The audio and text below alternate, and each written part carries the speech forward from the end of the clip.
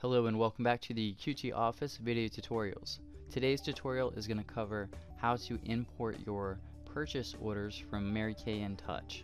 Now before we continue on to importing your first purchase order, I'd highly suggest that you do your initial product inventory input, which is a separate tutorial. Again, I highly recommend watching the initial inventory input tutorial first, doing that step, and then coming back and learning how to import your orders.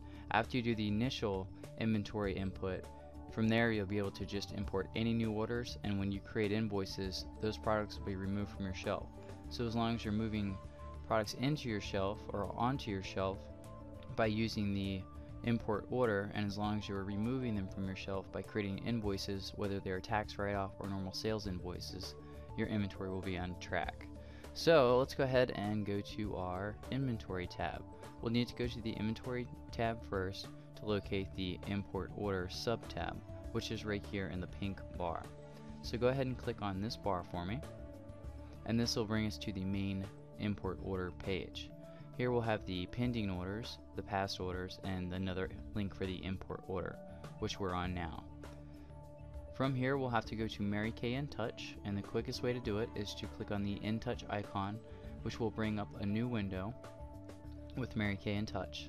From there you can go ahead and log in, which I've logged in already. So from here, and I'll give you just a second to catch up, or you can pause this video as well, but from here you'll go to the Business Tools tab, which is the second one. You'll go down to My Business, and you'll go to My Order History. So I'm going to do that again slow, so this, just in case this is the first time. Business Tools, My Business, and My Order History. Here you'll see a list of your recent orders, and you can either click on the status or the received date to import an order. So I have an order here. I'll go ahead and click on this. Now a very important step that some people miss sometimes, and is very easy to do, is clicking on the printer friendly page.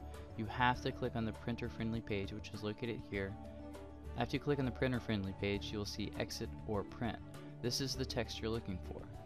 The quickest way to select this page, and you will need to select everything, is to use your right mouse button if you are on a Windows based computer, and that'll pull up a pop-up window.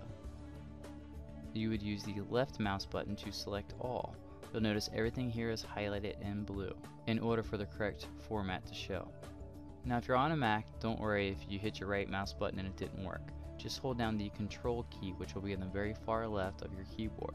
This is a safety feature that Mac is built in. So hold down the Control key and right click, and you'll get your own pop-up window.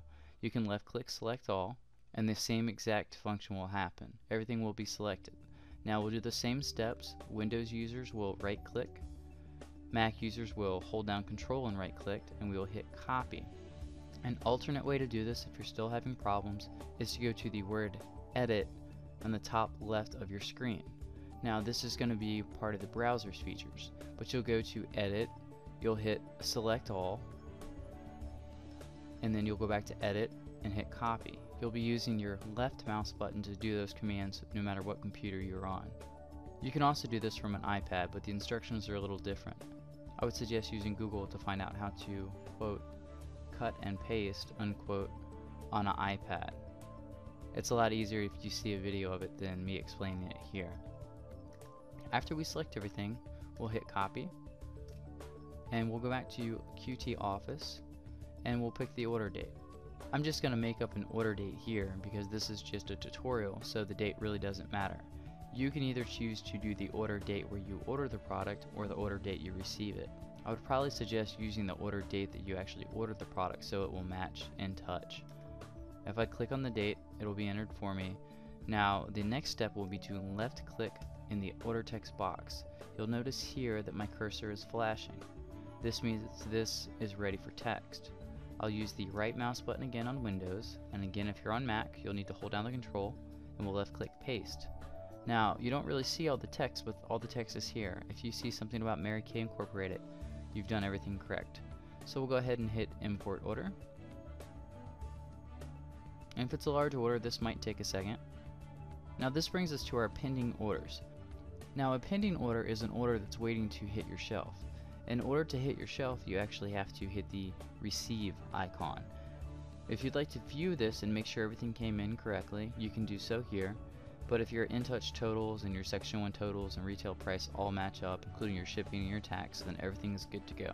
Clicking the receive button, you'll get a pop-up that says, "Are you sure you want to receive this order?" This will update your inventory. Clicking OK will actually update your inventory. Now, this is super easy to do, but it might take 1 or 2 times to get the learning curve down. After that, it'll be really easy to do. So thank you very much for being a QT, and we hope you enjoyed this video tutorial. Please don't stop here. I would suggest keep watching more, because there's more to learn.